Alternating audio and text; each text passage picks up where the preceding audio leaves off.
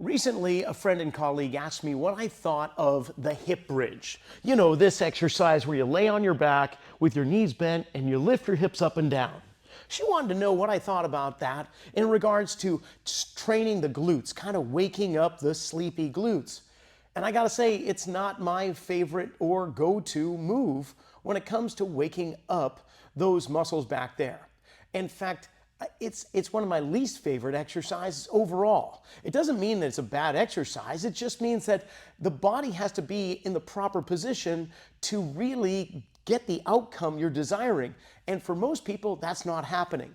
Most people, in fact, in this world, sit too much, which will give us a little bit more of an anterior tilt to the pelvis, making these muscles kind of relaxed and lengthened out and not really participating. So when somebody does the bridge and lifts their hips up and down, chances are we're going to get either the calves, the hamstrings, the lower back erector muscles, or even the quadriceps starting to fire up more to help out the muscles that aren't really wanting to work. So it's not the best way to get those glutes to turn on, if you want to call it that.